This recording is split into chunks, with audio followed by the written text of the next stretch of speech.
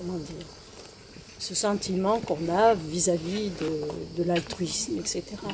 D'un moi qui agit. Oui. Ben, c'est le moi relatif, comme a dit Rinpoche. Il y a bien un moi, un je relatif, c'est la deuxième partie de voix, qui existe et qui fait qu'on agit les uns par rapport aux autres. Dit Tanier Dai Yole.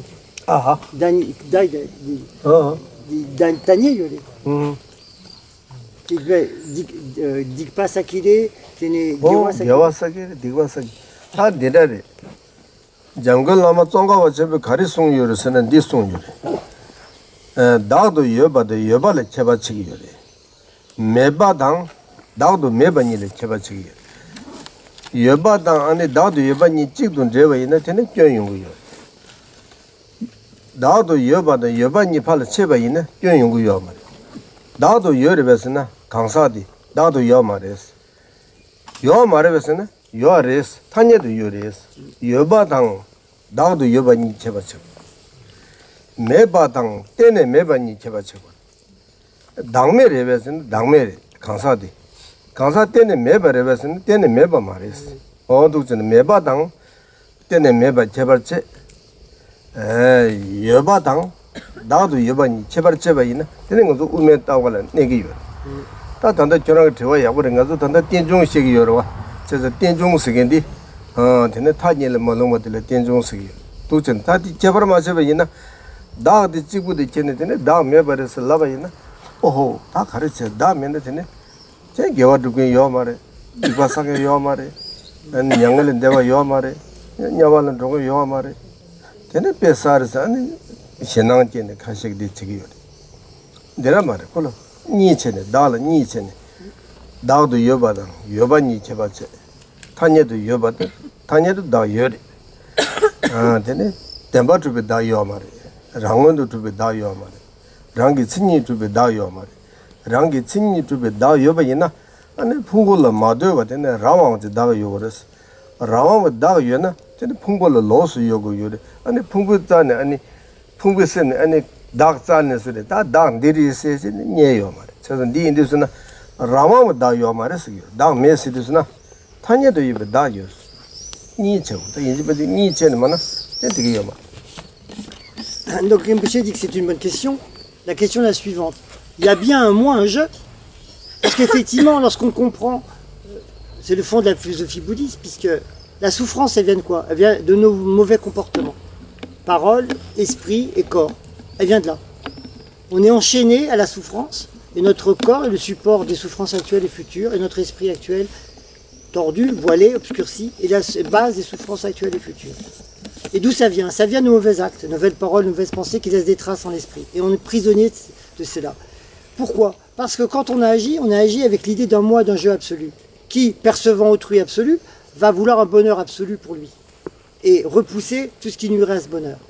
Mais est-ce que ce moi absolu existe? Ben, la réponse c'est non.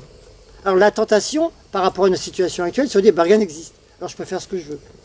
Puisqu'il n'y a pas de moi, allons-y gaiement, puisqu'il n'y a plus rien après cette vie-ci, et c'est ce que beaucoup de gens croient, on peut faire ce qu'on veut, quand on veut, où on veut, parce que de toute façon il n'y aura pas de résultat, ni vu ni connu, on fait ce qu'on veut, on nuit à autrui.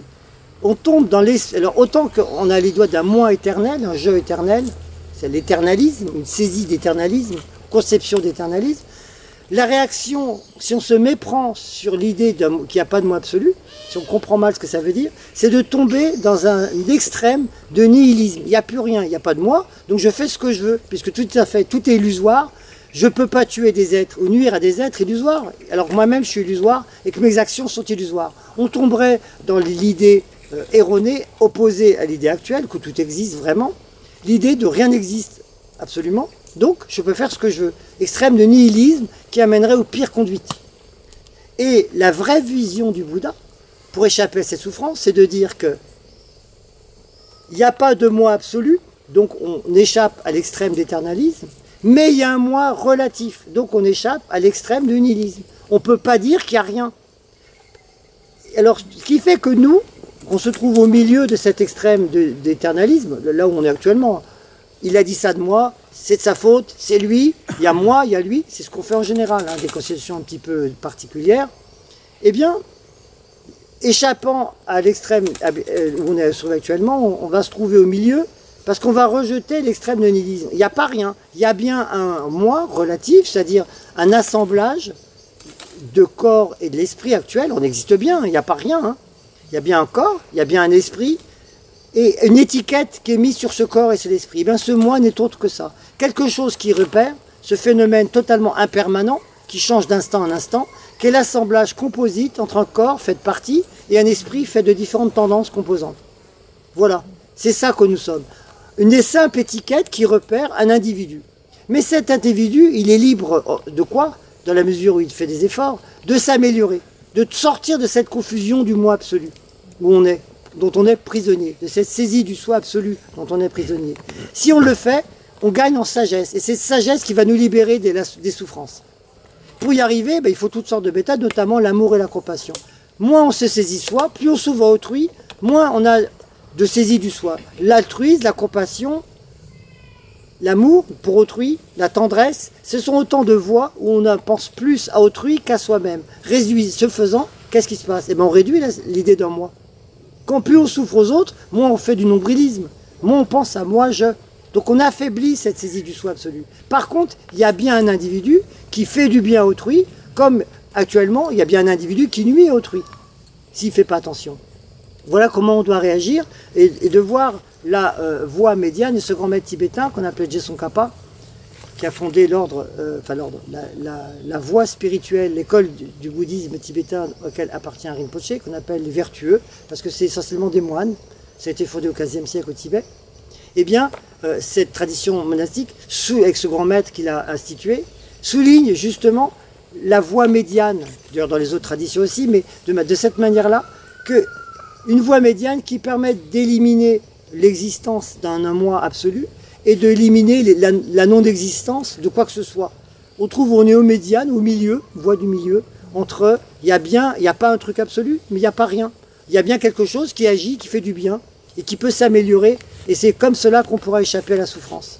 En réalisant ce non-soi absolu, et en agissant avec le soi relatif pour améliorer, bonifier l'esprit par l'amour, la compassion et la sagesse. Voilà la voie du Bouddha. C'est une maîtrise de l'esprit, une voie pour la maîtrise de l'esprit complète, avec l'intention altruiste d'accomplir le bien des autres, le bien d'autrui, fondée sur la compréhension de la sagesse qui réalise le non-soi absolu des choses et des phénomènes, des êtres et des phénomènes. Voilà, c'est donc cette question, pourquoi elle était bonne, puisqu'elle montre le non-soi et puis surtout le danger de tomber vers un nihilisme où il n'y a plus rien.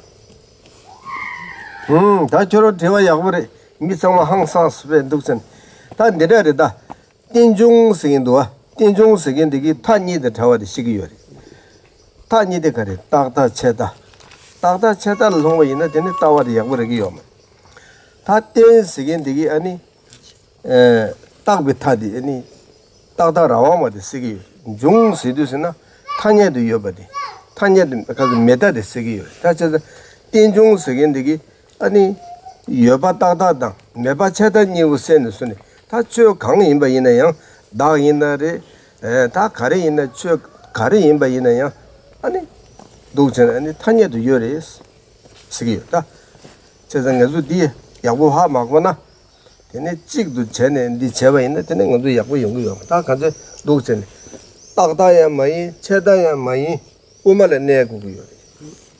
Rinpoche tenjung tendi. ten디 tendi 딱딱. ten디기 딱다스기 여봐 딱다. 딱다스는 라왕마도 쓰기 여봐 라왕도 딱다데 쓰기. 종시바디게 체다데 쓰기. 매바 말에 열에스. C'est 열에스. 땡종 쓰기. 다 타니고되게 땡종되게 쓰기. 그러나 땡종 시에디 시다 계속. Et donc cette question d'Rinpoche est très importante et elle le surprend vraiment parce qu'elle procède en fait d'une interrogation fondamentale dans la pensée du Bouddha, parce que c'est ça qui est au fond du compte. Hein. C'est régler le problème du l'ego, du moi absolu, parce que c'est la source de toutes nos galères. On se met moi et le reste. Tout le problème vient de là, alors qu'on est dans une relation d'interdépendance généralisée où il y a des êtres qui cherchent tous à être heureux et dont le bonheur des uns dépend du bonheur des autres. S'il y en a un qui veut sortir du panier en écrasant les autres, comment est-ce possible du fait de l'interdépendance? La réponse c'est non. Et ça donne l'état des sociétés aujourd'hui d'égoïsme. Mais heureusement il y a de l'espoir, c'est que les gens se disent bah, ça suffit de penser à moi, on va penser au bonheur général, puisque nous sommes tous en relation les uns avec les autres. Notre bonheur perso dépend du bonheur d'autrui. Donc on va tous œuvrer dans un bonheur général en arrêtant de se mettre toujours en avant le moi, le je. Et d'ailleurs, c'est tellement vrai que pour éviter cet extrême d'éternalisme où on est actuellement, j'existe, c'est moi, je, de tout temps ça a été moi, je. Et pour éviter l'extrême opposé de celui qui commencerait à réfléchir, à dire mais finalement il n'y a rien, tout ça c'était du pipeau, d'illusion, je fais ce que je veux. On tomberait dans un extrême de nihilisme où on penserait tout pouvoir faire, puisque les phénomènes seraient comme des illusions, des rêves. Dans un rêve, on peut faire ce qu'on veut, quand on se réveille le matin, il n'y a plus rien. Mais c'est faux, ce serait une très grave erreur, puisqu'il s'amènerait à nous méprendre et faire tout et n'importe quoi, et donc avoir comme résultat de ces mauvais karmas les pires souffrances. Donc au fond, il faut être au milieu. Et lorsqu'on parle d'interdépendance, c'est qu'un phénomène qui apparaît. Alors le mot tibétain est intéressant, parce qu'on ne peut pas rendre la même explication du mot.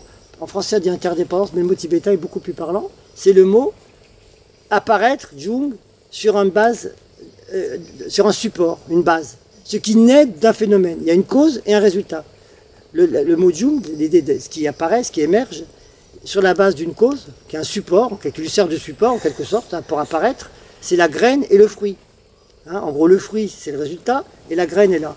Le fait qu'une graine fait apparaître le fruit, ça montre l'idée que rien n'est permanent. Parce que cette graine, c'est ce qui va donner l'arbre et le fruit. Donc elle va se transformer. Si elle était permanente, la graine resterait graine et ne se modifierait pas. Mais puisque cette graine donne le fruit, on voit qu'il y a un fruit. S'il y a un fruit, c'est qu'il y a bien quelque chose. Cette graine ne demeure pas, elle n'est pas éternelle, mais elle se transforme en quelque chose. Elle ne se transforme pas en rien. Si elle se transforme en rien, ça serait l'extrême d'éternalisme, où on pourrait faire n'importe quoi, dire n'importe quoi, une graine qui se transformait par exemple en chaise ou en autre chose. Une graine va donner une plante et un fruit. Elle va se transformer en quelque chose qui sera visible, préhensible. Il n'y a pas rien. Donc ça permet de éliminer l'extrême, de dire il n'y a rien, il y a quelque chose, c'est le fruit. Il y a une cause, il y a un résultat.